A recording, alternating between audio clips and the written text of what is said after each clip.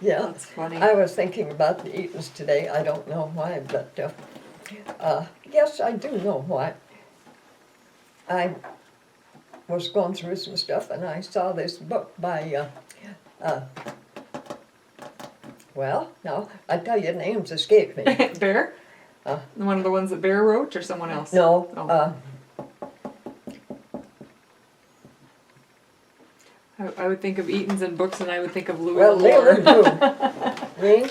What?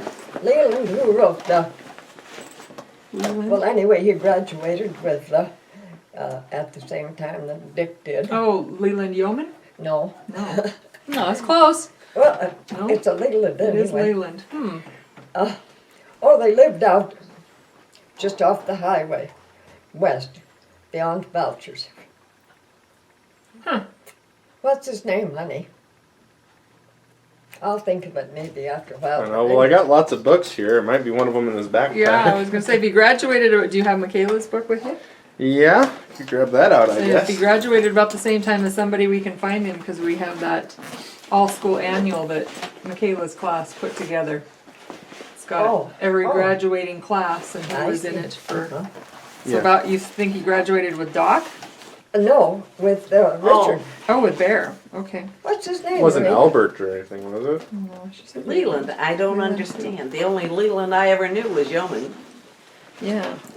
Who wrote the book? So what Which year? book? The books that the fellow I met in L.A. Oh. I thought of it this morning. What year did Bear graduate? Oh, Ish. He was on the first school bus. That's about all I know. Heck, you. oh, he was. Well, they have a picture. It was a wagon, actually, I believe they have it at the school. And you know, I did write a poem when I was in high school about when you said school bus. Would you like to hear it? Yes. Okay.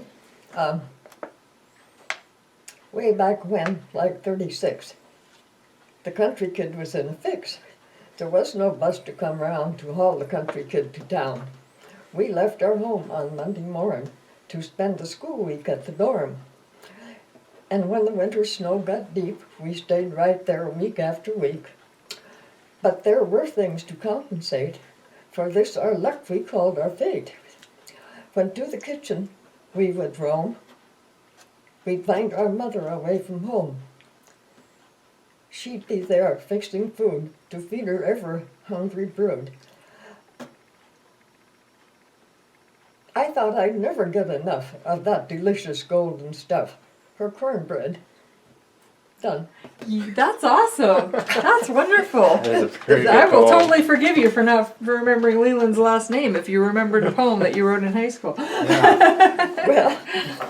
Well, anyhow. That is really neat. And I think I left out a verse, but that's all right. Yeah. That's really good. You'd never know it by? I mean, does that tell you anything? Yeah. Yeah. I mean, that really kind of gives you an idea of what it was like back then. And there was 53 of us that stayed at the dorm. Oh, wow. That's a lot of kids. 53. Wow. Perhaps more kids that are in high school now. What year did you Definitely. graduate? I didn't You graduate. didn't graduate. What year would you have graduated? I would have graduated in 40. 40. See, that's the problem with this book is I would really rather it covered everybody that ever was in that class. And that was my plan when they And I'm started this sure book. that, they graduated many years before that. I'll just start at the beginning. Well, that book may be right in the closet. Oh, she's busy. Go ahead, I'm listening. I don't know if I can find it or not. That's beside the point. Do you remember what it was about? The book? Yeah. Oh, he wrote Oh, dozens there of he is. books. Richard Eaton graduated in 33. No, There's I did run on to there's no this. So have Leland you ever in seen his this class, no. picture? Oh, was that from one of the Yeah. concentration Leon? camps? Yes, one Wow. versus outfit helped liberate. Wow. That's pretty cool. Lee Florin. Lee Florin. Lee Florin. Okay, there we go. He wrote a lot of westerns Oh. and used his experiences Montana, Oh. We'll have to Hinsdale area. I'll have to look up some of make a note those. of that. And Oh, when I met him in L.A., he and his wife, well, of course, Bruce had met him before, but I never had. But anyway, I said to him, you know, I have the funniest feeling when I read some of your books that I've been there. And he said, oh yes, he said. Well, of course. It's a lot easier to write about places you've been and know about than places you don't. That's cool. And then after that, he moved to Mexico. Now Okay. Mark is your little brother. Mad River Oh, Guns. it's by only Lee expired by Ford. 3 Mark is years. his dad. oh, Mark that's is a his new dad. one. Okay, Mark. Let me have that back. Mark is his dad. Yeah. Okay. But he looks so much like his Uncle Mike that Well, I was trying to think of the youngest Johnson boy. that's Mark. Yep, that's his Mark. dad. And he used to come to the station with his dad. And one day he came in and he said to me, he'd tell me all about what went on at the Johnson farm, you know, because he came in and visited with me every time he came in, or most of the time. And he said, you know what my dad said when he ran the tractor off the irrigation ditch bridge? And I just knew what he was going to tell me, and I wouldn't let him tell me. But You figured he maybe shouldn't be telling you that. Huh? I thought maybe. That's Yeah, funny. I thought maybe. So who did, speaking of where we live, where Dwayne lived, who did own that before? I've heard it was a mixed dairy. It was a mixed dairy, and ahead of that it was the Gillettes. Gillette's? Okay, I don't know that I've ever heard that. Oh, you didn't? Oh, well, yeah. That's cool. Now, one of the reasons that Kitty Lou perhaps Shootout at Milk River. called me, or she didn't call me, but she did one time when this Jane Lambert was writing a book, and there was things she needed to know, she said. And so I got this call. She was at the museum in Glasgow with Kitty Lou at the time, and she said, I would surely know the answer to some of those questions. Well, this Jane Lambert that did write this book got on the phone and told me there was some things she really needed. And this book she wrote was called The Cowboy Years by Jane Yes, Lambert. Anything you want to put And in there would be she's, wonderful. In writing this book, the book was about Charlie Russell. And of course I didn't know Charlie Russell, but one of the things she really wanted to know, she said, and I'm sure she got hold of Tom Lund following this, but she needed to know the names of the Lund brothers. Oh, Because, and of course, No, you're good. Hilmer Lund was our neighbor. And so consequently, I didn't know the name of the Lund brothers. And also a little bit about them, but whether she got this info from me or from Tom, I don't know. I'm assuming perhaps it was Tom, because she did ask me a lot of questions, and there isn't a lot of the answers in this book that she wrote. But anyway, one of the things she wrote about Charlie Russell in there was about Charlie came to Hinsdale, and he got acquainted with the Lund brothers. And if I remember right, the Lund brothers' sister, Ratchford, they owned the livery stable and the bar. And it seems like the Lund brothers and Charlie got to celebrating, and they celebrated until it was time for him to leave. And when he went to leave, he had stayed with the Ratchfords, and he had no money to pay for lodging for himself or his horse. And so anyway, he did well, what am I trying to say? sculpture Oh. and also a picture. And Mrs. Rashford kind of realized the value of this thing at the time. And so she accepted those in lieu of Payment. Oh, payment. perfect. Wow. for, and I don't know if you've ever read that book or not, but the cowboy years, of Charlie Russell. I'll definitely have to go read it now. I didn't realize he ever came up here. Well, I know he painted that one of the grizzly bear out south of Saco. And they got that little monument for him over there in Saco. That's always been cool, I thought. And there was a lot of things that she talked about that I don't know whether the information that she got came from me or somebody else, but that's kind of beside the point. It's in the book, and And your name is written in it. my name is in it 2 or As 3 a times, I contributor. think. Nice. And but not as strictly as a donor. As a contributor. Right. And Tom Lunn's is in it too, and Kitty Lou's. And one day Kitty Lou called me and she said, this package arrived at the museum. And it had 3 books in it. One was for Kitty Lou, one was for me, and one was for the museum. Oh, wow. neat. And so, anyway, I've talked to her a few times. When I called her to thank her for the book, why, I told her I would do everything I could to promote the sale of her book. I think it sells for $20. Anyway, I think I sold 7 of them. Nice. I think you might have sold 8, because I'm going to have to go find one now. See, you're a pretty good saleswoman. Oh, I wouldn't go so far to say that. And of course, you know that my mother came here in 1912 to teach the Rock Creek School.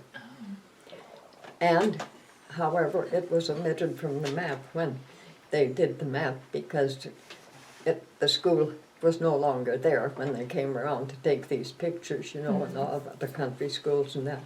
And there's any number of kids, of course, that she had. Irene, Yeah. are you there? Yes. Would you like to go get that book? You know, either. Oh, bring my purse and yeah, So and that book too. I'm sure I should know this, but what is your maiden name? My mother's name was Florence Williamson. Florence Williamson? But mother's name, your maiden name, she And asked. what's your maiden name?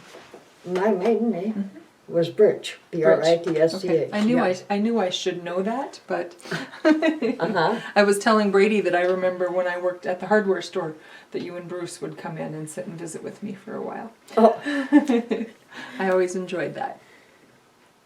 yeah, and of course, due to the fact that I worked at the station for so many years, I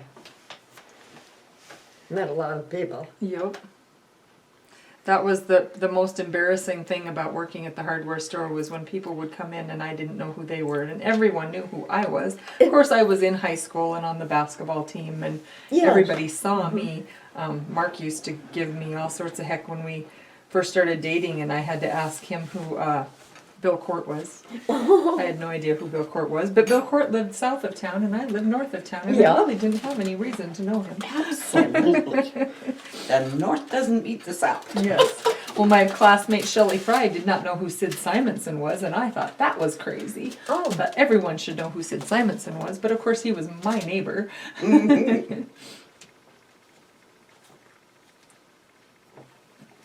Okay, this is the original, and if I can find all the papers. It should all be there together, if it's the one with the ribbon on it. This is the one with the, that has, Has the ribbon on it. as a, that's the original. And she And came. there was some other She came places. in 1912 to teach that school, and when you get right down to it, now she taught Vi Reinhardt's mother, Kitty Lou's mother, name some more. And there was quite a lot of there was a lot of the Ziegers, as you'll see. Yeah, Elmer Ziegler, Hattie Ziegler, Yeah, and Ella Wood, that was by Reinhardt's Cecil Phillips. family, and that's Rutherford's. Lots of Phillips. Charles Gillespie. Don't know him. The Gillespie name sounds familiar. Lottie Robb. No, the Anna Robs Robb. were related to the Mrs. Cornwell was a Rob. And H. Rudder was on the school board. H. Rudder Oh. was on the school board, right? Mildred Halbert. Leva McCammond. Mhm. May Phillips. Roscoe Miller. Now that's Fay Wright was George Wright's mother, Oh, okay. and of course May was Fay's sister, if I remember right. Oh, yep, there's a Fay Phillips. Fay Phillips, May Phillips, Mm-hmm. Gail Phillips, Cecil Phillips, Glenn Phillips. Now, if I remember right, Gail Phillips was Bob Rutherford's father. Mm. And then, I don't know what happened to his mother, but I know then that the Rutherfords adopted Bob. Ah. That is a neat little book. Yeah, I thought it was. Yeah. And when George, or Rowley took a look at that, or his wife did, and they said, why, that's over 100 years old. That's amazing. And it is. And different ones have asked for copies of it. There's relatives people that are in there. And Those are very cool. and you were at the church the other night when Irene gave,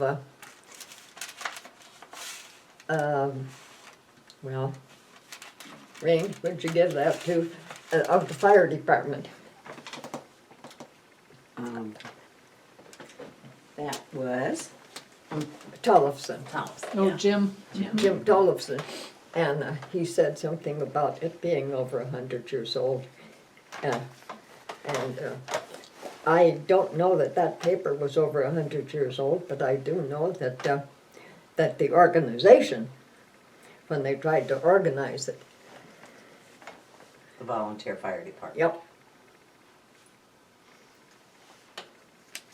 It's probably about the only one I would assume too that's still around. who's that? This little book you Book. have, I'm sure it's the only one of its kind. And what is it? Oh, that's Your my- book. Oh, of that. Yeah, it's probably the only one. Original, perhaps, yes. But there's been many copies made. There. And in fact, I think there's some original pages out of here that are gone. Oh, really? Oh, Because I think I see them in some of the copies here. I don't know if that was in there. Yep. Oh, well, one of them, there was one picture, not two. Well, maybe there was only one. But And is you- that in there? You might grab that other Just a envelope minute. out that. Oh, yep, it's all still there. Oh, Yep, okay. it's in good Maybe. shape. I just thought maybe there was one or so pages. Right. It was hard to copy Yeah. Yeah. and put the way that it was in the original. Mm-hmm. Well, Is this the envelope? this embossed, Oh, yeah. that's just wonderful. Yeah. Isn't that gorgeous? I keep moving my copy farther away because I'm sorry, I keep leaning over it. just farther Oh. away from the book. I'm like, that would be horrible if I accidentally spilled my coffee and And got that book all somewhere wet. in this, And what? it showed that this was printed in somewhere in Ohio. Yes. About 15 miles from where I live. Oh, really? Yes, and now see, I don't see it anywhere No, I on don't these. either. So I know there's a page Oh, missing. right here. Ah, Canal, Dover, Ohio. in Dover, Ohio, huh? Siebert Printing Company. So were you always in school in Hinsdale or did you go to the Rock No. Creek School? I went to, no, I went to the Nault Miller School to begin with till I was in the 3rd grade, and When that did you start? How I- old were you? I was 4 when I started. And where was that? That was about. Have you ever been out to our homestead? Probably Rich. not. Probably not. You've seen Birch Road as you Mm-hmm. come, and you go north about I don't know how many miles. So it was not far from home. It The was school. about 1.5 miles from home. The school was. And I And was went- it uphill both ways? No, but there was a big hill. That's all. That's how come I got to start the school when I was 4 because my sister was 6 the first day of September, and I wouldn't have been 5 until the 18th of October. And I remember the teacher stopping by our house because he lived 6 miles the other direction, and he and Mom were talking, and he said. And I could go down to the creek and follow the creek up till I could scootle up over the hill, and then they couldn't see me. So anyway, he said, yes, he'd take me as long as I didn't, and I can't remember now whether the word was disturb or annoy, but the other kids. And I recall thinking, what in the world does that big word mean? I did not know what it meant. And, but anyway, I But went. you weren't supposed to do it, whatever it was. Yes, and I went. Oh, So you- and this is the school, by the way. Oh, And that is taken the first Sunday. this is the Rock Creek School. Uh-huh. Wow. And this was my mother when she came to teach it. Oh, that's neat. How old was she? What did I say, about 23? About your age then. Yeah, I just turned 23 this year. Yep. And this was a picture of Vicky. When we were talking the other day, I said something about a scholarship, and she said, I never got a scholarship. And you proved her wrong. And I said, you did too. Okay, so you went to, what did you call it again? The Nault Miller School. Nault Miller School until you were in Uh-huh. 3rd grade? Until I was in the 3rd grade. And then I didn't go to school till I was in May of the 6th grade. We didn't go to school. Did they close that school down? Or? Yes, Okay. yes, they did. And then I went to the Richter School, and that was 6 miles away or thereabouts. And most of the time, my brother drove, and he was in higher grades than we were. And then when it came winter time, the teacher was staying at the school, and she asked if we wanted to, we could stay at the school with her, Oh, and we did. And I know that we had a bed out in the classroom, and she did in the winter time, and we had a folding bed that slid underneath her bed. Mhm. And on Friday nights, we went home, and that. and the rest of the week you just And- lived at the school. And then when we were in the 7th grade, you can take this in here, when we were in the 7th grade, then this when we started coming to town. And the first year, I missed out almost, well, my sis got pneumonia at the first of the year. And of course, Mom didn't want me to be younger and ahead of her in school. Oh, So I got to stay home too. And then we went back till we were in the 8th grade then, and of course when that school started again. and that was and you stayed in town at the motel at that time?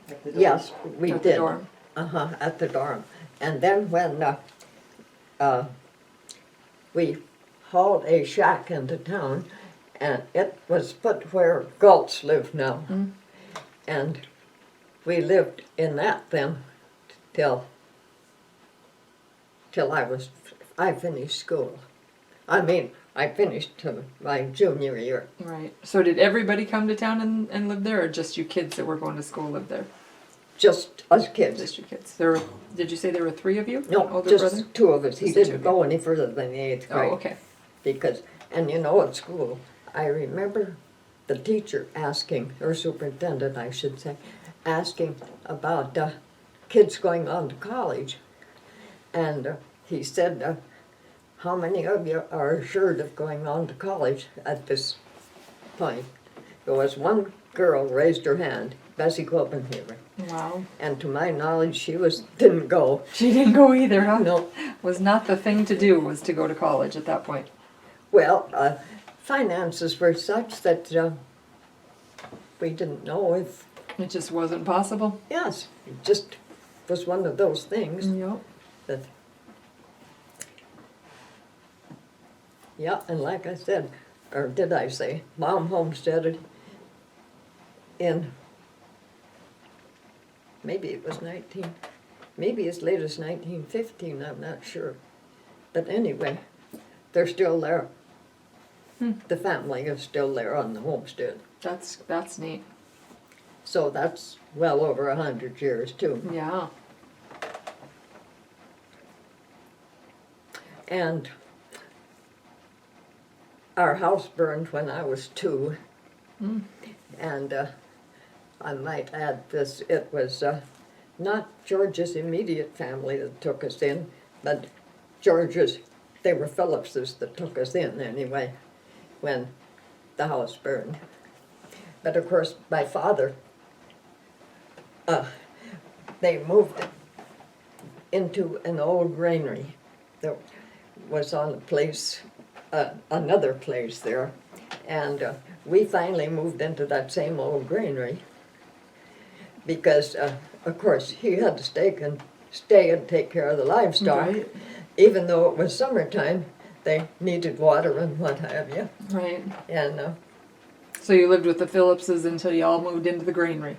and of course, I don't know how long that was Yeah. because I don't. Oh, and that picture over there on the wall belonged to the people that we stayed with, Blanche and Blanche and John Phillips. And when they left and moved back to Iowa, they gave Mother that picture, and I was to have it because I was named after her. Oh, cool. And it's a little different. I mean, it isn't a painting, but the frame is different. Mm-hmm. That's neat. That's a very nice picture. I kind of like the frame with the fence built into it. Well, is a little different, Yeah. I think. Is that a silo in the background or a windmill? Windmill, I think. I think it's a kind of a Dutch picture. Yeah. It looked like a silo, but it kind of looks like it has something off the side of it.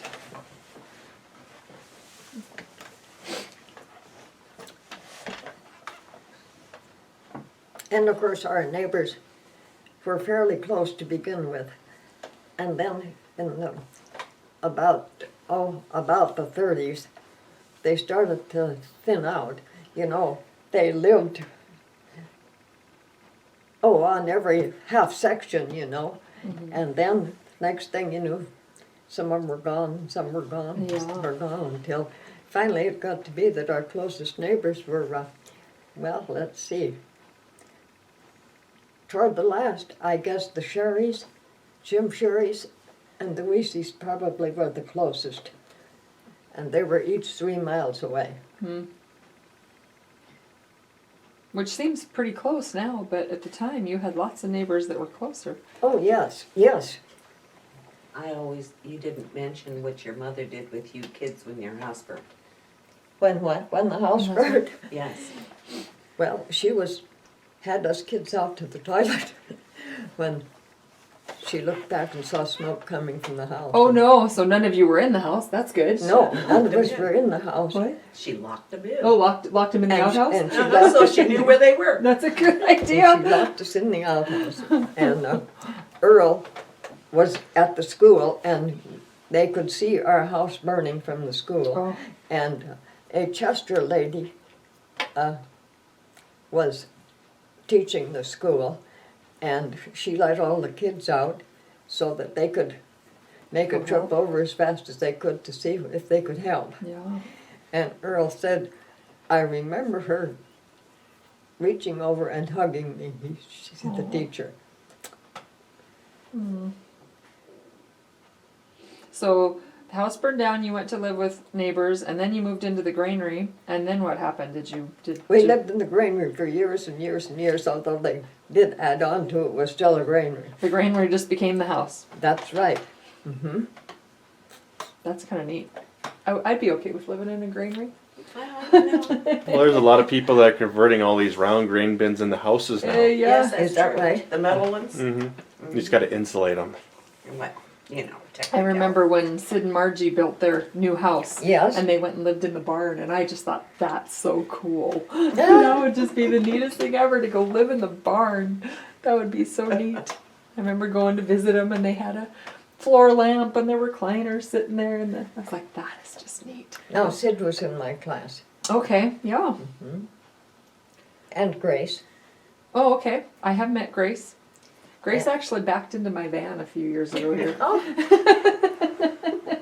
A friend of mine Was says, that the first meeting? yes, that was the first time I Oh, met her. Lord. Yep. A friend of mine says, that lady just backed into your van, put a big old dent in it. I went, oh no. So I ran up to her door and I said, excuse me, but did you know that you just hit my van? I did? I said, yeah, there's a big dent in it. So she gets out of her car and we go around to look. Well, it was, my bumper was plastic, and by the time we walked back over there, the dent had popped right out. Honest. So I was like, Isn't okay, that never something? mind. I guess you Yeah. didn't hurt anything, so don't worry about Wow. it. So that was my meeting of Grace Simonson. well. And then, one summer, on the 26th of July, I don't remember what year it was, but I remember the day, and Mom was canning peas, and I was sitting out in the porch, kind of scraping potatoes for going to have lunch. And I glanced at the clock, and it was 3 minutes to 12. And the next thing I knew, I heard this terrible roar, and Mom had me by the arm and got me into the house. And it was terrible roar. And I didn't know that it was, I don't know if you call it a cyclone or tornado or whatever you call it. And the hail was just coming down like you wouldn't believe. And Mom put us down cellar, and she started to come down too, but she glanced back and saw the stove was smoking. So she grabbed the water bucket and put the fire out. And by that time, we were yelling, water's running in on us. Oh no. Yes. And so she waited just a few minutes and got us up. But of course, we didn't know that the reason the stove was smoking was because the roof of the porch was gone and the roof was gone. And when it went, it knocked the chimney off. Oh. And of course, we find that out later. But Earl and Dad were in town that day, and I can still see, we had a woven wire fence around the garden, and it was about 4 feet high. It was higher than usual because we didn't want the cows reaching over the top of it. And it was just all bowed out and full of hail. Oh, wow. About 3 feet up on it, and other debris, And anyway, when we got outside, and of course water was running all over the floor. It was a couple inches deep in the kitchen. And when we got outside, of course, then we realized that the porch roof was gone. But the crazy part was the door was still shut. No roof. But the No door was roof, but the door was shut. And no roof on the. I don't know how much of the house roof was gone, but I know all the rubberoid or shingles or whatever was on it, that was gone. Wow. And when we got out and looked, Mary and I had a little, good-sized, I should say, bunkhouse. And I can still see It was gone entirely. The floor was there, but it was gone. And there was our bedding floating out in the yard. Oh, jeez. Oh, and I might add that we made ice cream 3 days later with that hail that was caught in the fence. You gotta have a silver lining to it When somehow. life gives you hail, make ice cream. That's it. Yes, and of course there wasn't a thing left as far as the garden or crops were concerned or anything, you know. I remember how thoughtful the neighbors were that the farm goshes, I remember they brought over a gunny sack full of watermelons. Oh, But of course, we were quite fascinated with the watermelons. I'm sure that there was other things they brought too. right, but that's definitely what you remember. That's the thing that I remember, yes. And, So that was before the house burned down. So that was no, no, that was This that was this was the long. granary house. yes, Okay. yes. Yep, it is. And when Earl and Dad, and you couldn't tell where it didn't do any good to put on overshoes because the water was, Taller than your overshoes. yes, taller than, and of course there was so much leaves and debris on top of it floating that you couldn't tell how deep the water was or where you were going or anything. Yeah. And What a mess. they didn't know that there had been any problem. Earl and Dad didn't until they went or very close to home, and I suppose a mile, and the schoolhouse's roof was floating down the coulee, Oh, jeez. and the old Mount Miller School was there was That was nothing gone. there. That was quite a storm. But it must not have been too widespread if it didn't get the neighbors' watermelons.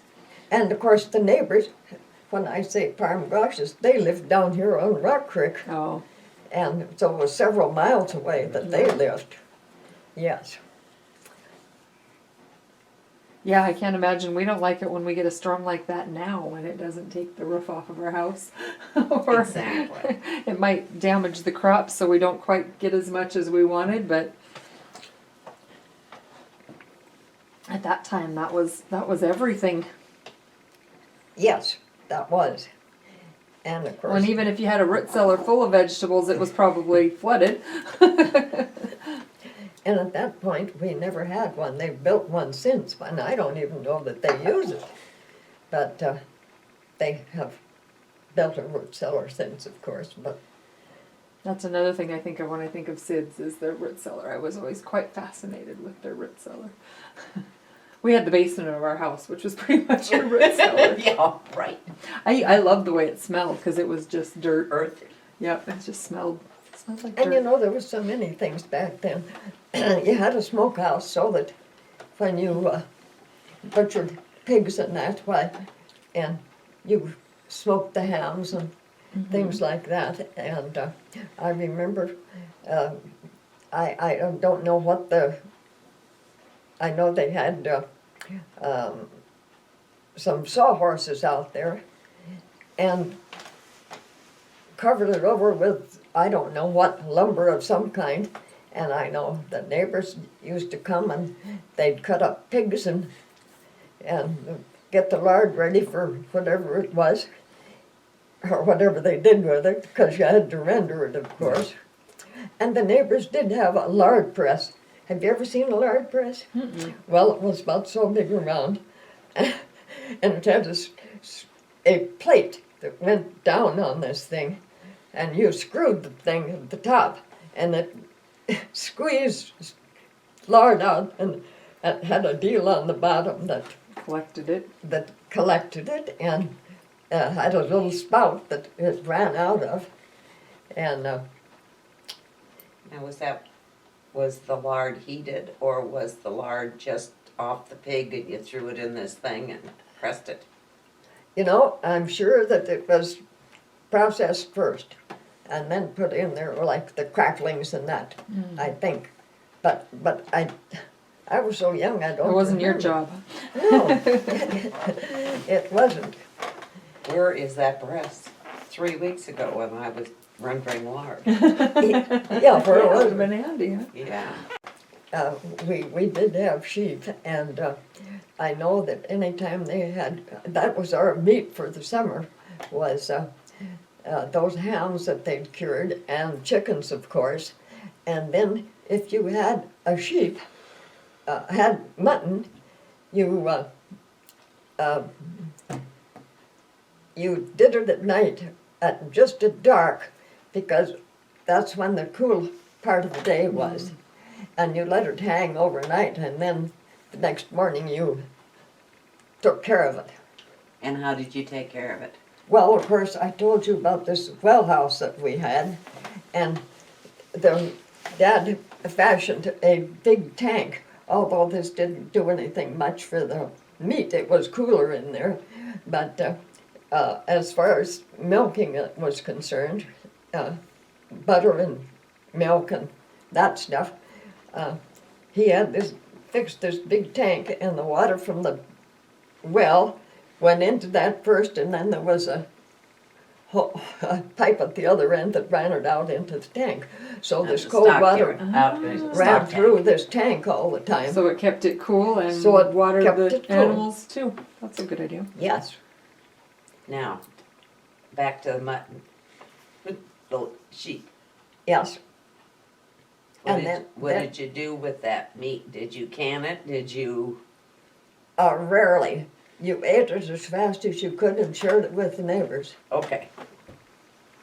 Did you like mutton? Yes, we did.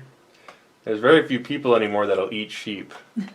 Okay. That's true. Yeah. There's very few people Yeah. that will eat mutton. Yes. A lot of us like Yeah. lamb. We raise sheep, so we'll have lamb, and that's pretty good. Yes. Yeah. Well, was it you I was telling that story to this morning? No, it was the other company we had this morning.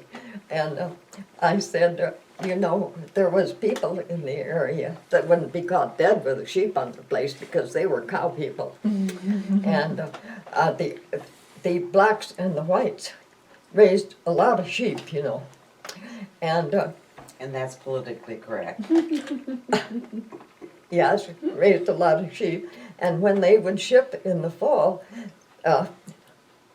one of my neighbor ladies, elderly, told me about how some of these sheep men,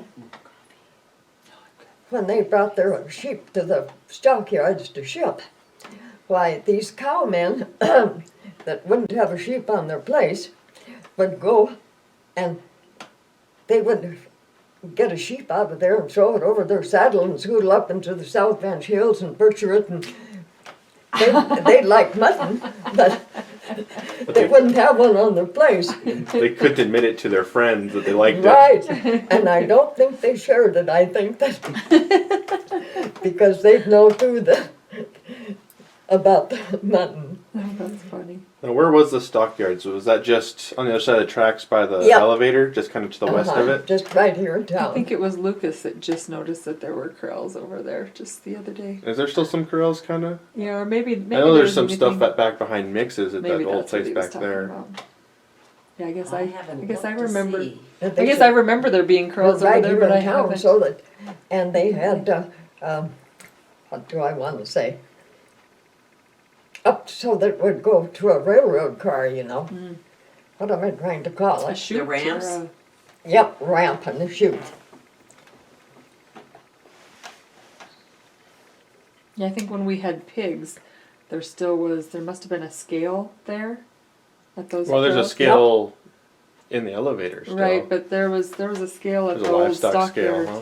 and we would go. I think we would go weigh the pigs, and we would stamp them, we'd tattoo them before and then we.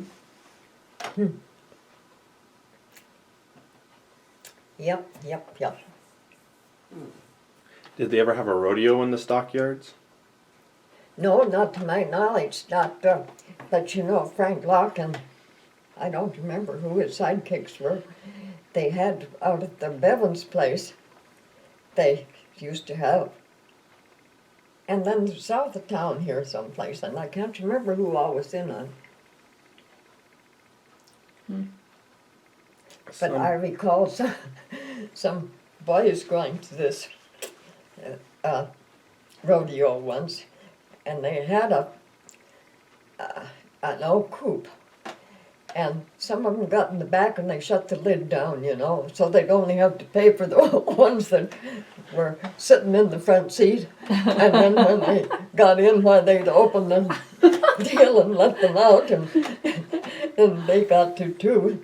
I recall one time about the fellow that had a kid that crawled in the back that had a brand new shirt, and he tore it getting out of the outfit, and how mad his mother was, saying that it would cost less to have paid to Yeah. Than it did for a new shirt. pay for the, yes, entry fee than to get a new shirt. So you went to school until you were a junior, and then what happened? And then I was married, You got married? and we lived on the farm that summer. Oh, wait a minute, no, we didn't, not all summer. He went to work, he was working at Fort Peck. Mm. And we lived at Fort Peck just up until winter time, and he got pneumonia, and we moved back home. And I think, I can't remember when we went to LA. Before you had kids? I had kids. Irene was 15 months old, my first trip to LA. And my ticket from Hinsdale to LA was $31.10. Oh wow. That was on the train? That was on the train. And what made you decide to go to LA? Well, Bruce had relatives out there. Oh. And of course, Douglas Aircraft was going big at the time. And so I didn't know for sure that I was going to go to begin with, but he got a job at Douglas, and I went. Or we went, I should say. And so how long did you live down there? And we lived in LA just slightly over a year. Bruce had an aunt out there too that was gung-ho on this coming out. And so then we had some friends that moved up to Frisco. And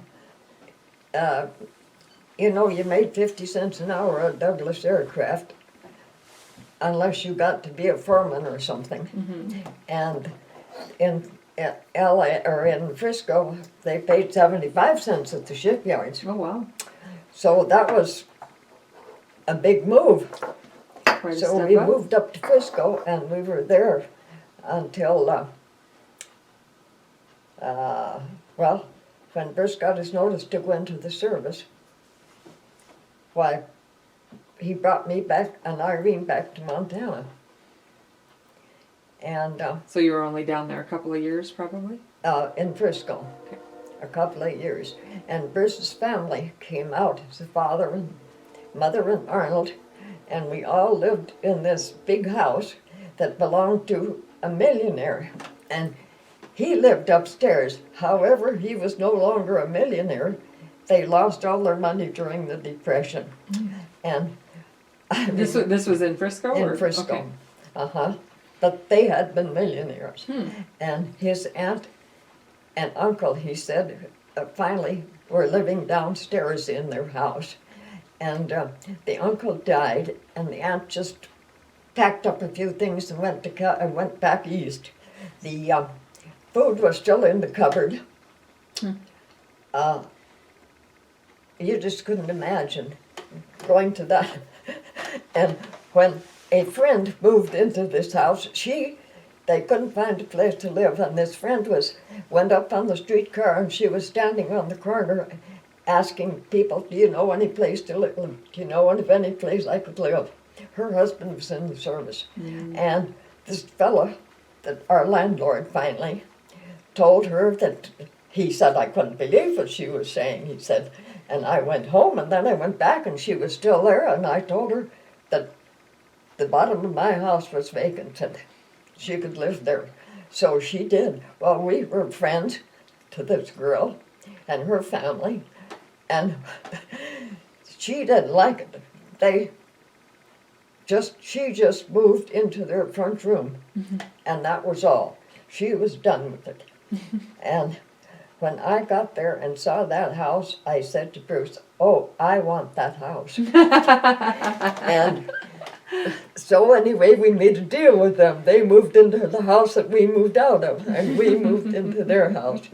Well, I'll tell you, that house was, well, I don't know what I did with the pictures of it because I just had them, and then now I can't find them. But anyway, why, we moved into that house, and it was something else, and we got well acquainted with the landlord, of course. Here was his luggage of the finest leather and with gold writing on it, you know, his initials on it when he was supposed to be going to college, and they lost all their money, and his luggage was up in the top of the garage. He never got to go. No. And I laughed one day. Bruce's family came out, and we all lived in this house. There was 9 of us at every meal. Now, where were they before? Were they in LA? They were here Oh, they were here. Okay. on the farm. I thought so. And they came out, and all of them, old grandpa and grandma, came out. We came home on vacation, and we took them back with us. Mm. And then Bruce's father and mother and Arnold came out, and his Aunt Mary. Oh, wow. And Roy was going to come too, but his father passed away in the meantime, and so he never came. But Wow, you had quite a house full then, didn't you? yes, we did. And the way we worked that was old grandma and I and Irene were the only ones that didn't work. All the rest of them did. And they put, each time, they put money in the sugar bowl, and there was a china closet there that was full of the nicest china that you ever saw. Anyway, we put the money in the sugar bowl, and we spent the money until it was gone, and everybody else donated again the next time, and it was empty. Well, there That was, sounds like the way to go. You make the money, put it in the sugar bowl, and I'll take it out and spend it. there was both Bruce's parents were working, and Aunt Mary was working, and Arnold and old grandpa. And there was just Irene and I and old grandma that we took care of the house until, and did All the cooking. the cooking and cleaning and washing. And I had made a deal with Mr. Boyer, he was our landlord, to, you couldn't buy so many things, you know. And if I offered to do his washing, if I could use his washing machine. Oh, there you go. And I also dickered with the neighbors. We didn't have a garage because Mr. Boyer was using the one there. And the neighbors down the street didn't have a car, and so they had a garage. And so anyway, I offered to do her laundry if You could use the garage. we could rent the garage. Okay, that was the deal. And speaking of this garage bit, one day I was sitting at my sewing machine looking out the window, and Irene was outside playing, and with a bunch of other kids. And I looked up, and here comes Mr. Boyer through the backyard, and he's got Irene by the hand. And she knew I was at the sewing machine looking out the window, and she just smiled at me, so I knew she was all right.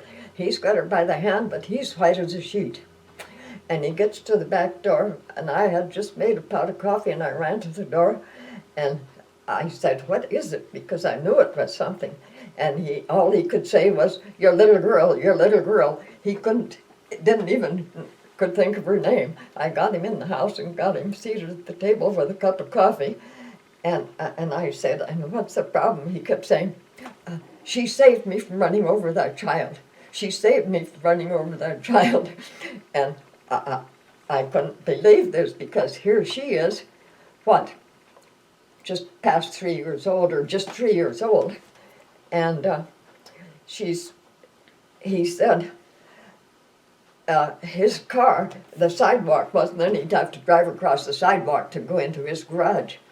And these kids were playing there, and this kid, I said, what did she do that, he said, she yelled at me and pointed and jumped up and down, he said, because she was so little he could hardly see her. Oh, wow.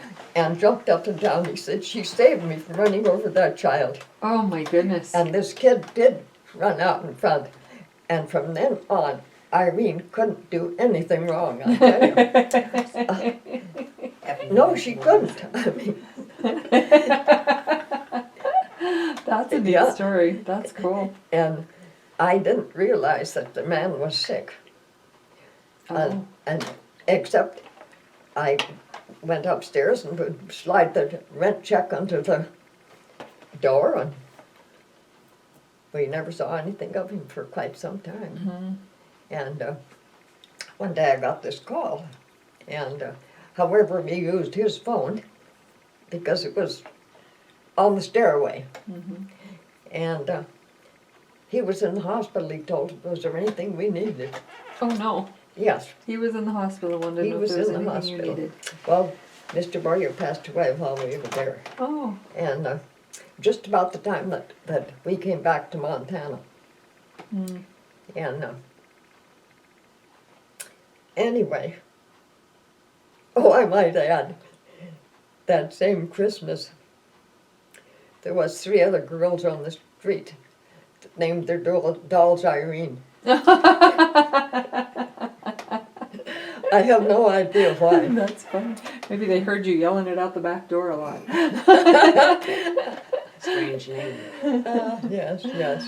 Well, anyway, then we came home, and he wasn't called right away like he would have been had he been out there, because the next draft bunch that went from here didn't go until the middle of August. Mm. And we came back the 1st of April.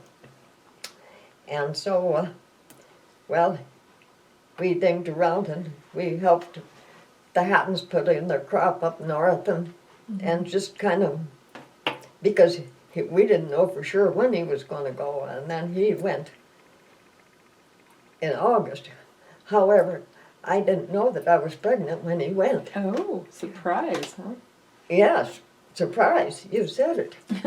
And, well, by this time Irene is 4 years old. And anyway, he went to Fort Lewis. Mm-hmm. And I did go out, Irene and I, after, I can't remember whether it was in November or when it was. I think it was about November. Yeah, I know it was, because we spent Christmas at some friends in Columbia Falls on the way home. Mm-hmm.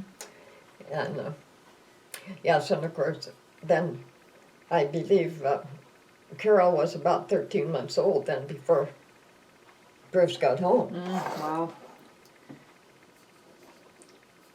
Yeah, that sounds about right. I can't remember how old Dad was when Grandpa came home, because I think he was born while Grandpa was gone too. And he went to the European theater.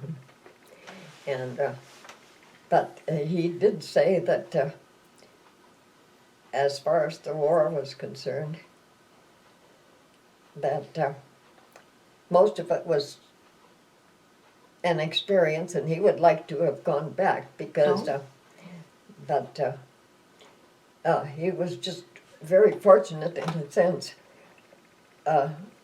because, well, he said at this one point they were, he was at the engineers, and they were unloading some Bailey Bridge, he said. And he said, we knew there was some small arms fire in the area, but he said, we thought it was so far away that it didn't bother. And he said, you know, in backing down to this riverbed to put the bridge in, he said, you know, you step on the, so you kind of go easy, you're stepping on things and pressing back in the seat. And he said, all of a sudden this burst of arms fire came through the door. He said, just cut off the pants right below the belt Oh my. and went out the other side. Didn't Didn't hurt Oh, anybody. jeez. Gave him quite a start, though, I bet. And the only person, after they got into Germany, then he said the only person that he saw from the U.S., I mean from Hinsdale, was Arvid Ferguson. Oh, really? And he said Bruce was guarding a truckload of German prisoners.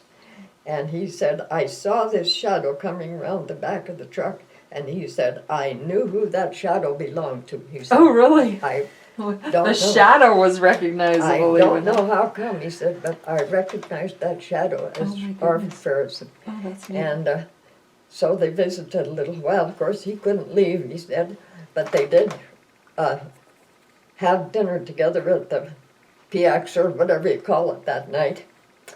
And then Arvid was on his way home, I think. Because, you know, he was one of the first ones to go, and of course Bruce was one of the last ones to come home because he was one of the last ones to go. Right. And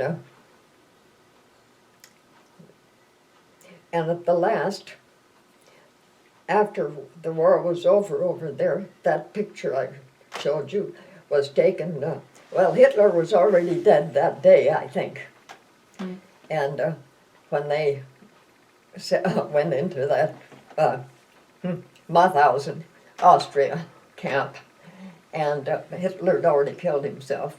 But of course they didn't know it. And the high mucky mucks from this prison camp were all gone because, and left the lesser people in charge and never told them a thing, the ones, and they vacated, the high mucky mucks did.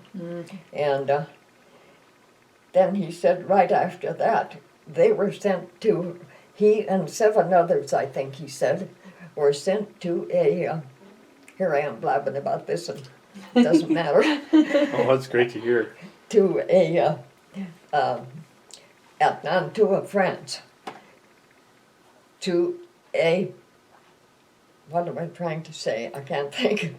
To lumber mill, to make lumber, to crate machinery to send to the Pacific. Oh. And of course, they hadn't got very far into it, and they lived in a hotel. And he said they were treated like royalty. These, well, there would have been 8 of them, but one of the fellows said to Bruce, you know, I never thought that I would be going home. He said, when I kissed my wife goodbye, he said, I thought that was the end of it, that I'd never see her again. Oh, wow. And be darned if a wheel didn't come off the truck and throw him out and kill him. Oh, my goodness.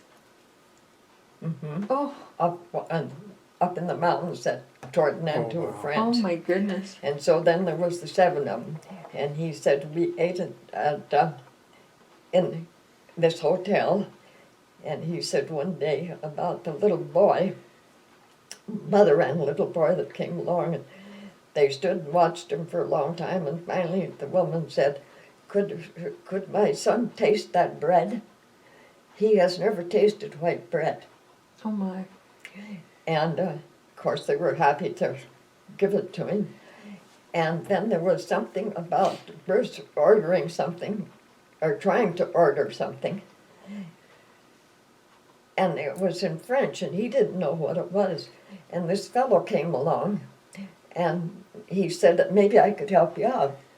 So Bruce discovered that he was from Canada, Oh. from,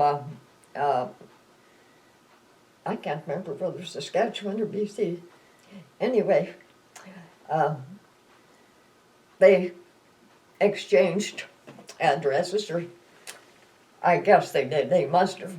And they visited a while, and this Canadian was stuck over there, and when war broke out, and he joined the Free French, and that's how come he was there.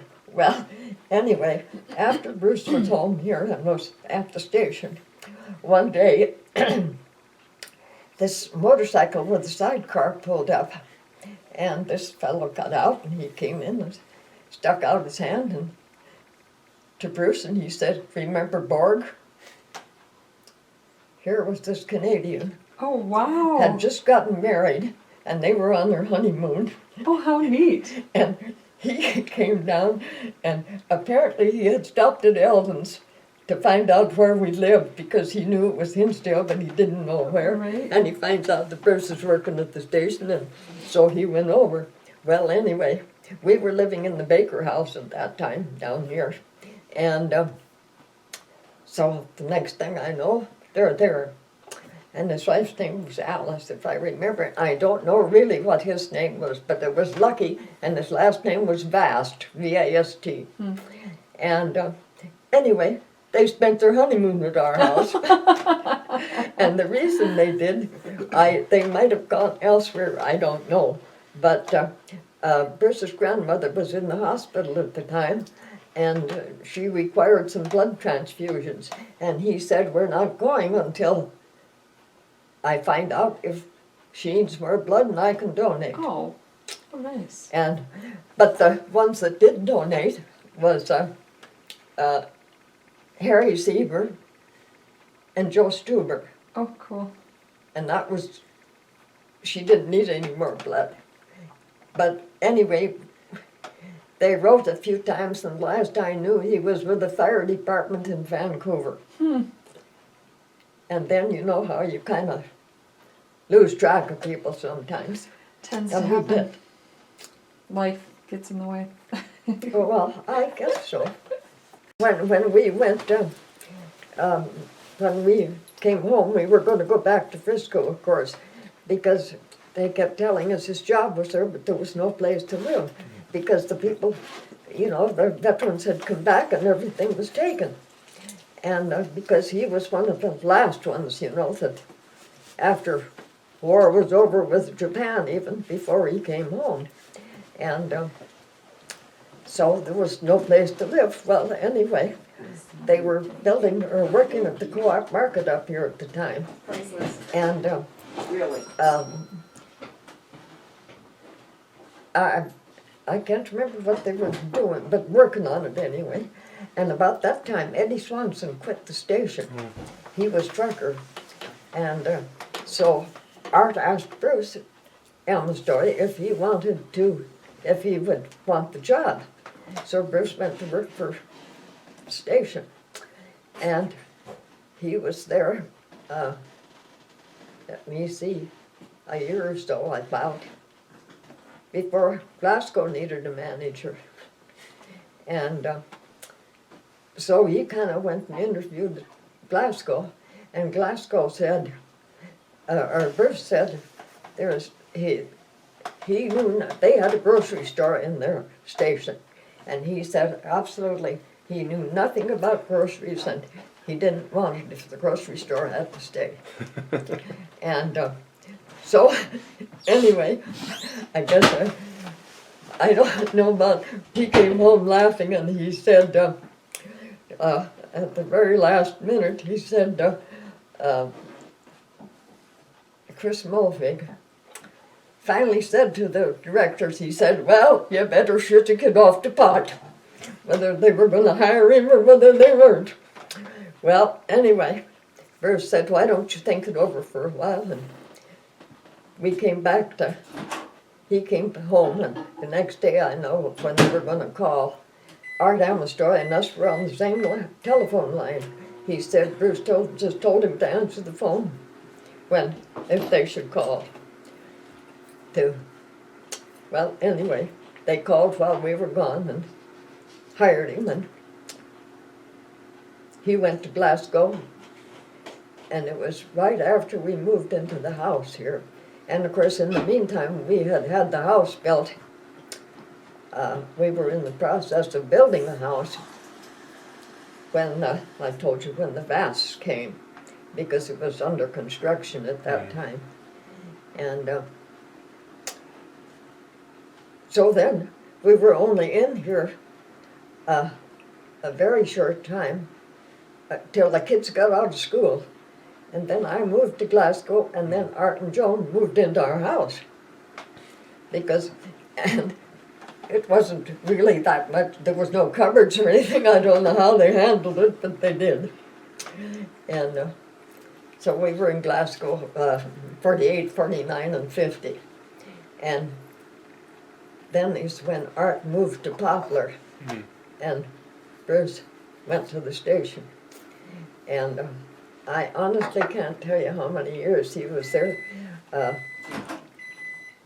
Right after we got here, we didn't know that Bernadine was going to go to Poplar.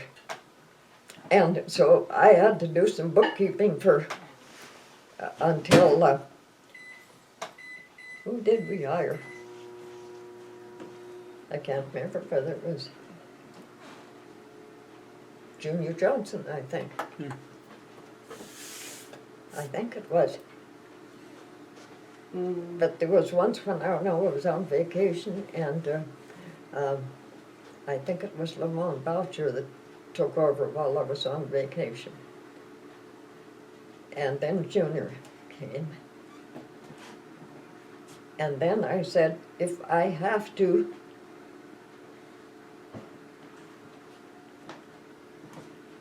quit and start and quit and start, I said, I'm not going to. I'm either going to stay or I'm going to quit. So then I was there. In fact, I just gave his watch to my grandson that had the 25 years watch. And I don't know how much longer he was there than the 25 years, but it was some. And That's a long time to be there. well, yeah, it was. And I don't even remember who. Yes, I do too. Hovland took over when we left.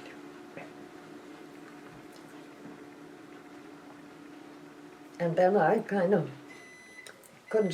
was off for the summer and gardening, and that was fine. But come fall, I went to work in Glasgow at the co-op, I believe, that first year. But I only worked, and then the guy came back, and thank you. And I quit. You And I quit. You said you wanted it back. And I do worked, have tonic water. I worked at the air base for a week until they shut down. Oh. Yeah, I heard they were still building houses as they were tearing everything else down because they were under contract when the base closed. That was about the way it was. Yeah, there's a lot of those houses still around. Yes, and they were nice houses. Yeah. I've heard different ones say it was the nicest housing situation and houses. Well, I think that's what Rutherfords are living in right now. I'm the sure it North is. House, and I think Mom said that Stroman's just finished remodeling one that they hauled out to Vandalia. Is that right? Yeah. Yeah.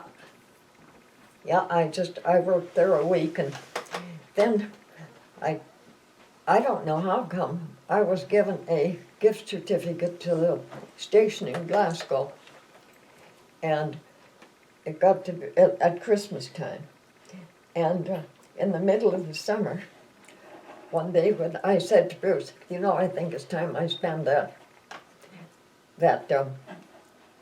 Christmas money, and when I got down there, we went to the station, and Bruce filled up with gas, and Edith Wright was bookkeeper there also, and I jokingly said, as Alan Evenson was waiting on me, I said, "Oh, Alan, I don't see my name in your time rack or in your card rack," and he said, "Oh, well, I'll take care of that," he said, and he went back into the office, came out with a card, wrote my name out, and stuck it in the rack for the rest of the time cards. And I said, "Alan, this little joke has gone far enough." And he said, "You mean you can't come?" About that time, Edith came to the door and she said, "Oh, Alan, I thought you'd called her." And he said, "Well, no, I thought you had." And I said, "Give me a half hour until I have some lunch and I'll be back." And that was that, huh? So I went back to work for them. And of course, with me not driving, it made it more difficult than because I don't drive, period. And I rode with Believe them. me, she's the driving force. Alfredo worked at the courthouse, and different ones worked down there, and so I was very fortunate to be able to catch a ride with somebody all the while I was down there.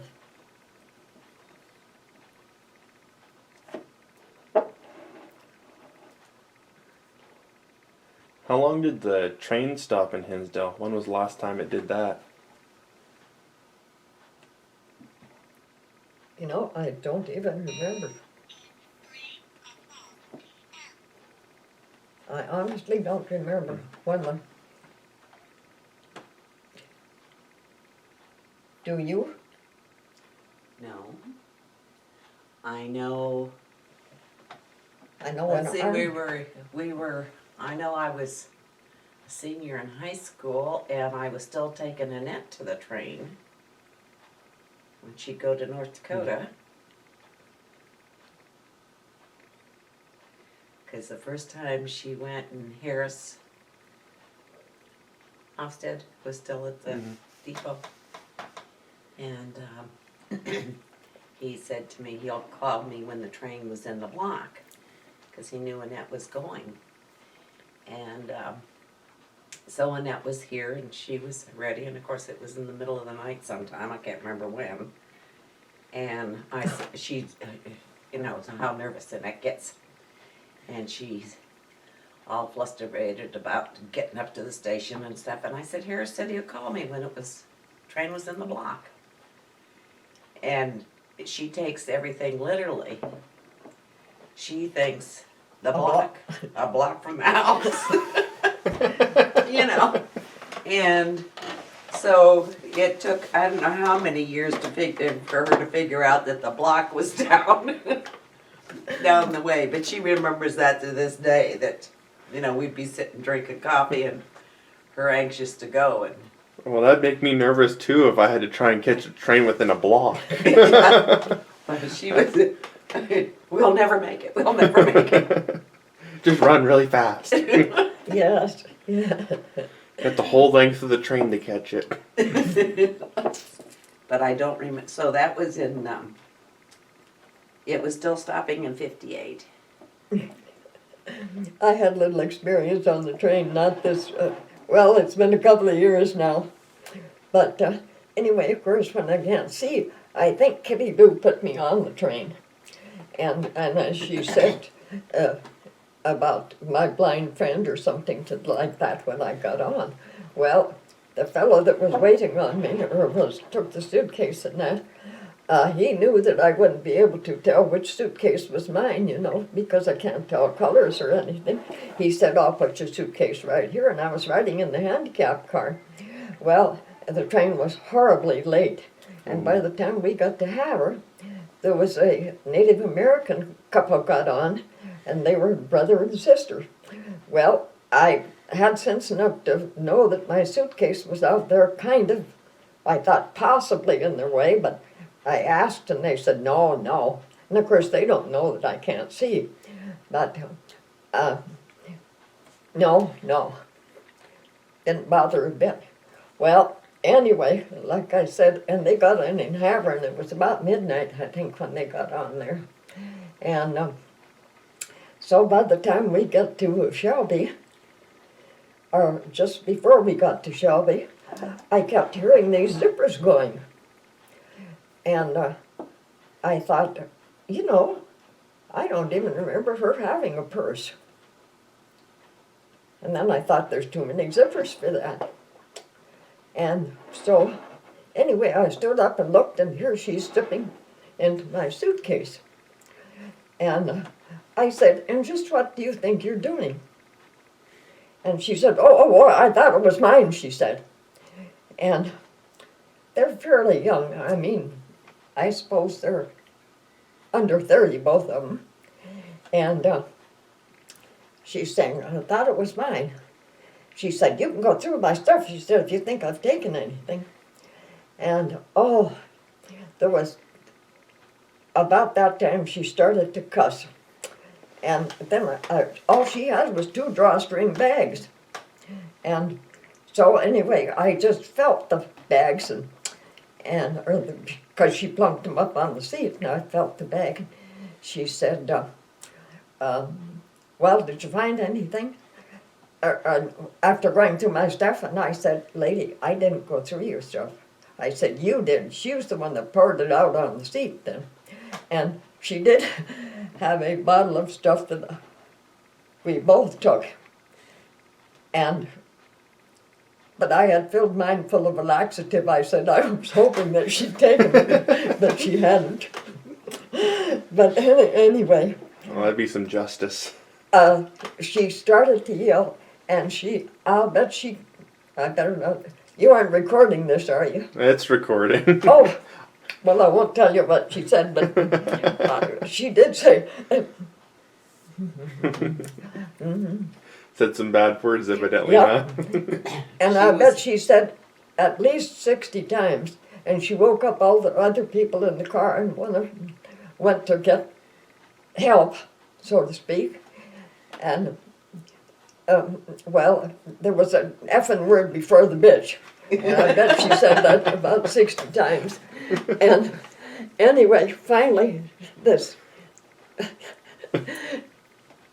the only thing that I missed was a pair of pajamas.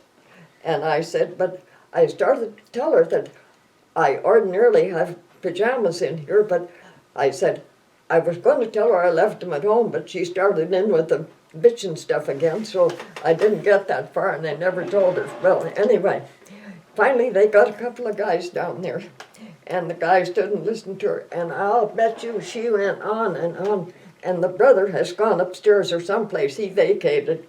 And anyway, she's going on about them so-and-so Englishmen, how those SOBs came over here and stole their land and all the stuff, and she went on and on and on about this. And like I said, she woke up everybody else in the car.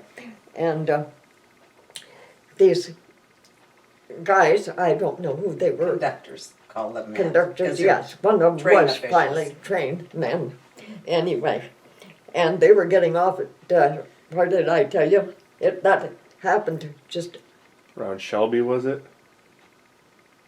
You mentioned Shelby. well, yeah, they were getting off at the next place anyway. And this Is that happened just, Browning? no, it wasn't Browning, but it was one of the cut bank, was where they were going to get off. And because, anyway, by the time that they got through with all their yakking and what have you, why, they,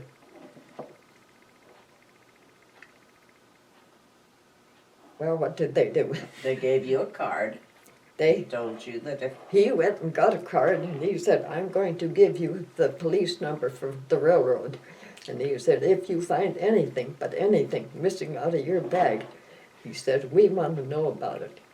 Well, I said, I'm sure they would have thrown them off if they weren't going to get off at the next place. But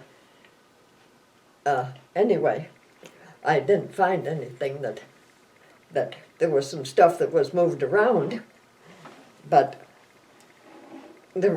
I really didn't find anything that was missing. But of course, not being able to see, I couldn't tell either, you know, but I didn't miss anything. But, and the rest of them went to sleep, back to sleep. And of course, I'm the one that couldn't sleep after they're gone.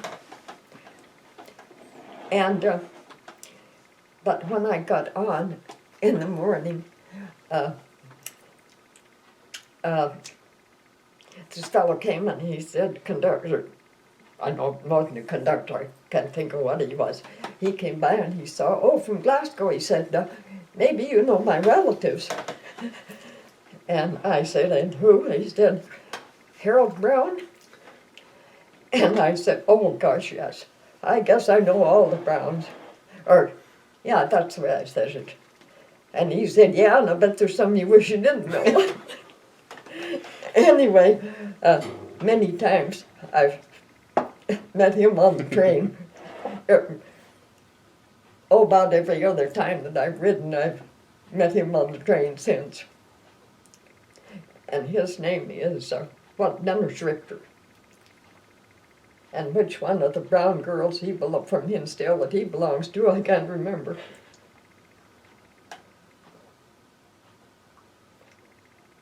But he also, one night when I was to get off in Glasgow, he said, the train was so late again, he said, is there anybody picking you up or meeting you? And I said, well, there was if it had been on time, but I said, no, I couldn't say. And he said, I'll tell you what, I can't remember, it was 5 or 6 people getting off here. He said, I'm going to run upstairs and make contact with them and ask them to take you wherever you want to go. And just about the time he started to turn around, we saw Stella Rosenwald out waiting for me. But I thought he just couldn't have been more thoughtful. Oh yeah, a very nice guy. It sounds like. Tina's, now that was Helen Johnson's relatives, and I think she wrote something about they thought the land was free. We knew that they made liquor, and as did some of the others in our area at the time. And I recall once when some, we called them revenuers. I don't know who they were, but I know us kids were home alone, and they came, and I know that they just quizzed us kids like everything, pretending, and they were looking at a saddle, and pretending they were interested in this saddle when they were trying to quiz us all the time about what we knew about the neighbors. And I know this one family, the Damons, I know that they also made liquor, and they had a bunch of rock piles on their place. And until they came and removed those rock piles to, I don't know whether they took them to Fort Peck or rip-rapped some other dams with them, but here there was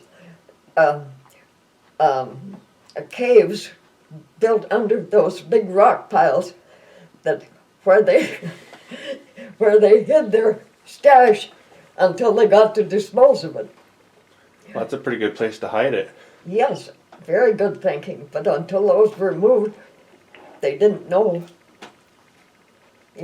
and you can just see how they could have stacked those rocks up and nobody would have known the difference. Yeah, and it's not a place you'd go looking for it. No. It's just a rock pile. They're everywhere. That's right, they were, at one time. They were everywhere. I mean, everybody tried to pick the rocks out of their fields and that.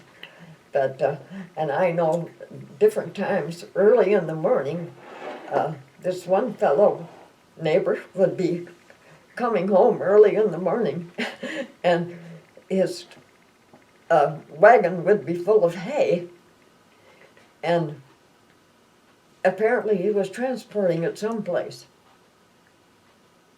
under the load of hay. Just sneaking it away, huh?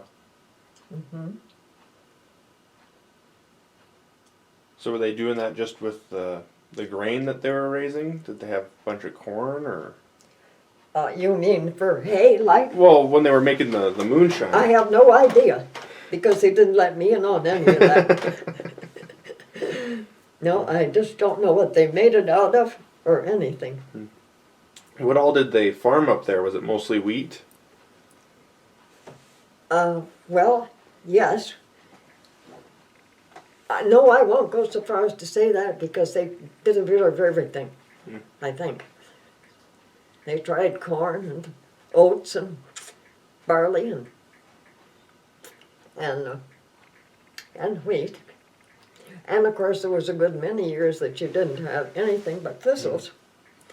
And of course they harvested those, and that was an experience of tramping thistles.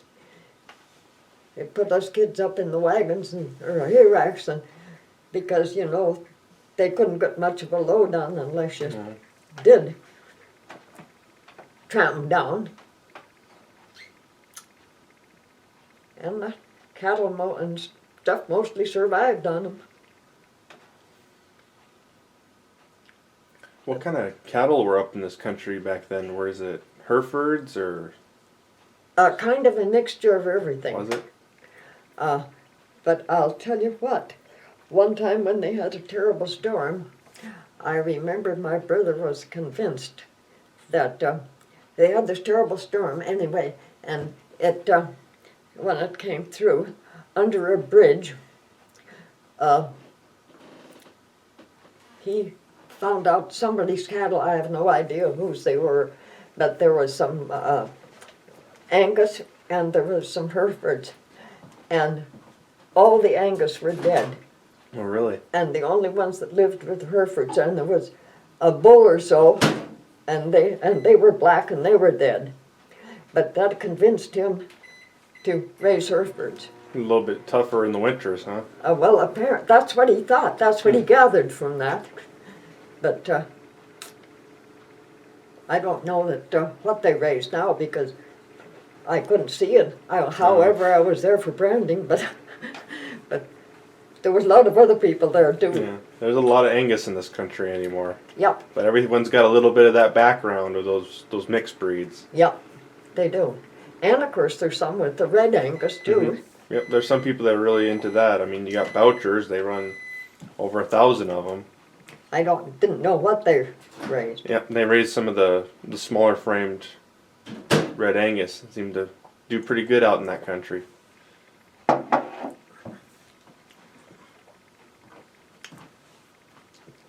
And when you're talking about cows, one day at the station, Gary Copenhaver there was a picture of a cow underneath the glass on this at the station, and Gary was giving me a bad time about milking cows. He said, "I bet you don't even know how to milk a cow."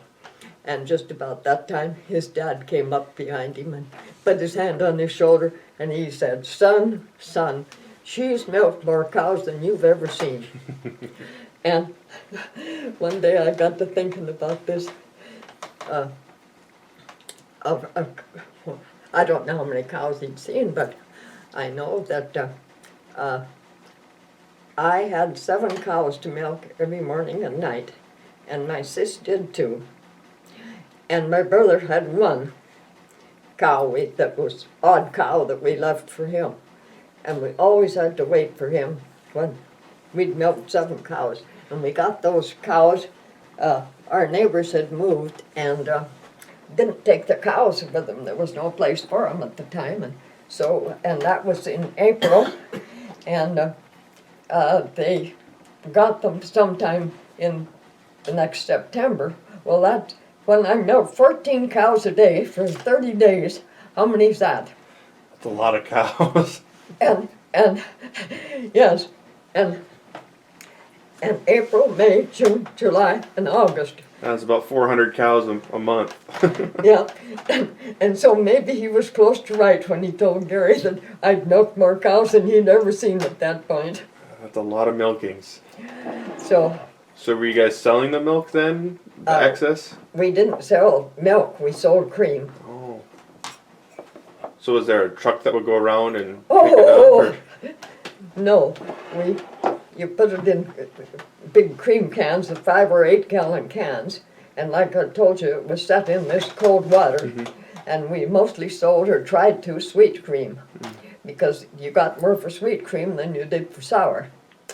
And then it was taken to Vandalia and put on the train and went to, I think it was to Williston, to a creamery. Oh wow, went all the way over there.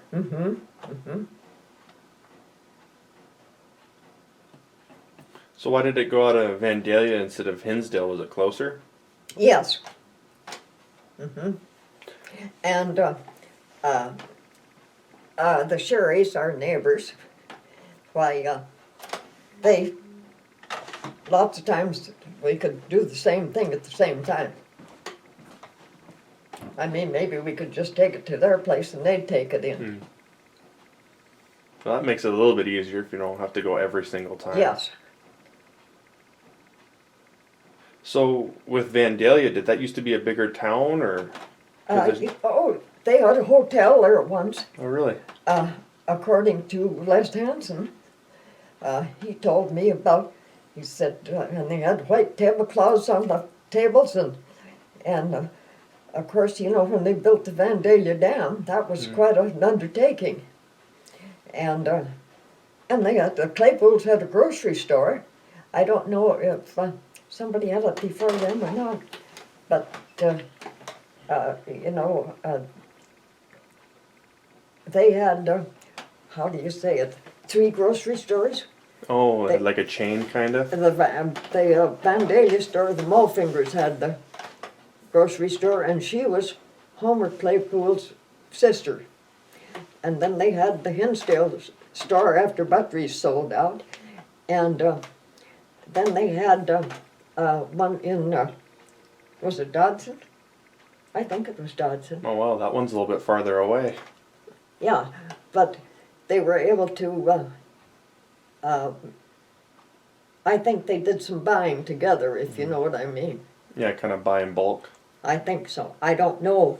I never talked to Bob about it afterwards, but I think that there was that possibility anyway. So what other, like Teeny and Genevieve, were there any other kind of communities around or? You know, when Ursa's folks first came out here, they homesteaded, well, I think beyond Genevieve someplace. I don't Oh, know really? exactly where it was at. And I remember somebody saying once, how come you picked a place with so many rocks on it? And they said, well, the grass was so high, we didn't have any idea that there was that many rocks. And as I said in that book, they thought the land was free. Ursa's grandmother, she kind of liked to, how was it, do something. And she, sold greeting cards and, what else did, ladies' hats. Oh. Hats were all the fashion then, huh? Oh yes, you had to have a hat.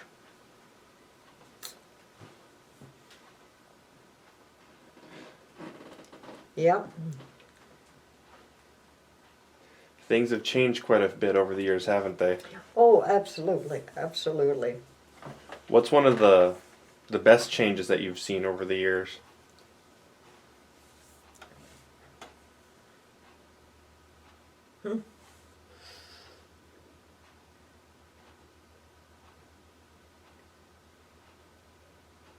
Probably there, if you're talking about farms and ranches, probably the equipment they have to harvest and plant.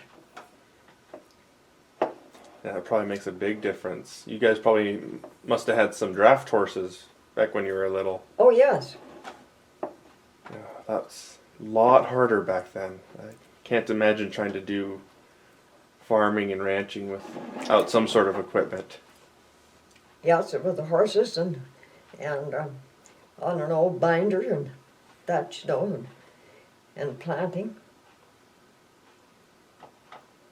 And of course, there wasn't any sprays and stuff to take care of anything at that time. And maybe about the time you got a good crop, maybe the grasshoppers would, And some really bad grasshopper years, huh? yes, yes, yes. But the chickens enjoyed it. Always a silver lining. Yes, yes. What was it your dad said about electricity? Oh, what did my dad said about the electricity? He said, as we were going someplace one day and we're up on the hill, he said,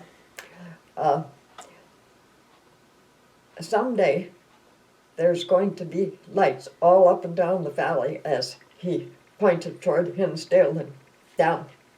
And you know, when they signed up for REA, we were the last ones on the line, and the rest of them wouldn't sign up for it even. Really? And one Sunday, we were out there after they had electricity, and Earl had gotten a welder. I don't know how many people showed up to get stuff done, because that was the end of the line. Yeah, welder was a lot easier than having to blacksmith it. Oh yes, but it was. It kept him busy all day doing something. They couldn't weld, you know. But yeah, I remember there was gobs of people there that day to get stuff done. And now, most of those, well, I don't know how many of the places are absorbed by some corporations in the area. Yep, it's still consolidating. Little guys are getting Yep. swallowed up still. Yep. And it's probably never going to change, just how it is. Sure would have been cool to have been here when there was a house every half mile and seeing Yes. all the families. Yeah, isn't that something? Would have been totally different landscape if those had stayed. But I mean, even where the land was productive enough for them to stay, like in the Midwest, they still consolidated. It was still better to buy out the neighbor. Yeah. Yep. And then, you know, you wonder, of course, people live different than that. But you know, some of the people, that came from Germany, for instance, Fred Kuhlman, I think he told me that they lived on 13 acres in Oh, wow. Germany. Raised their family, and You had to really take care of it, especially that land that had been farmed for hundreds of years. yes, you would think so. And I don't know what they did or anything. They must have been moonshiners too.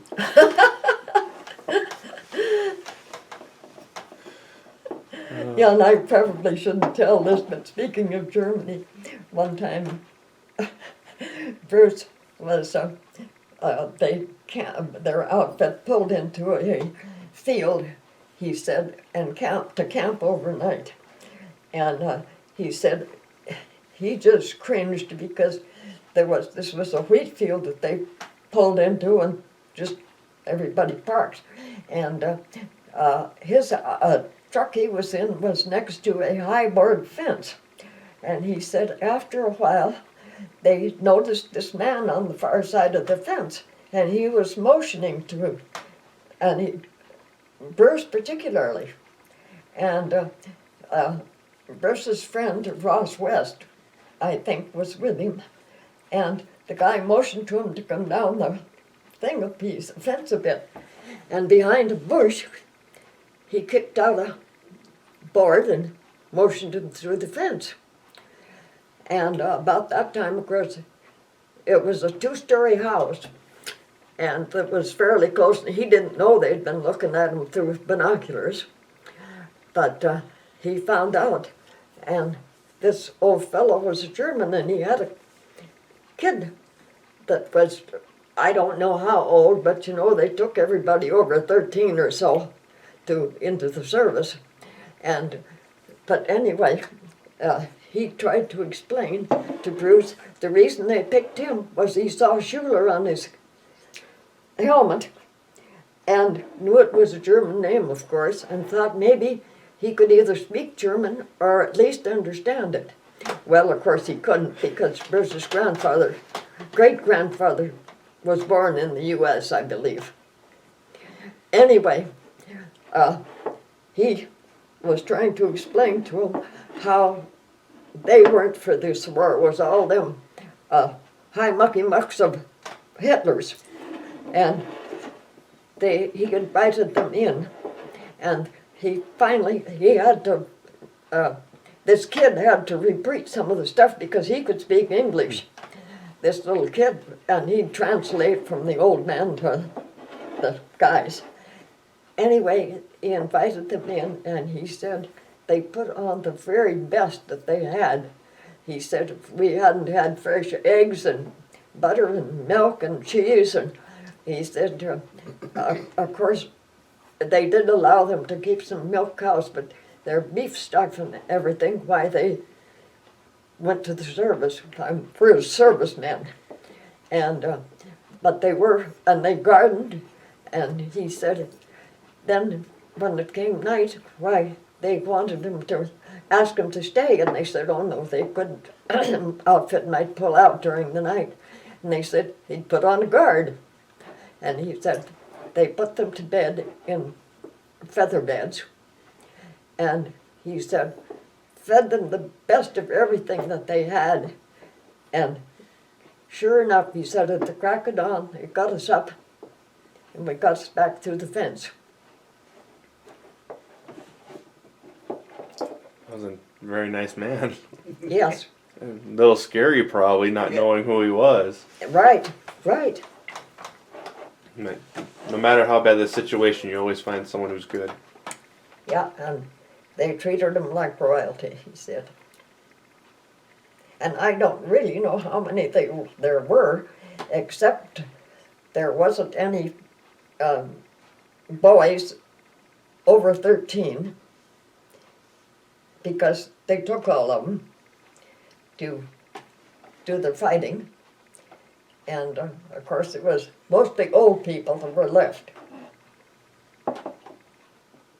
Well, and Bruce did see a lot of the country over there. Let's see, England and Belgium and Holland and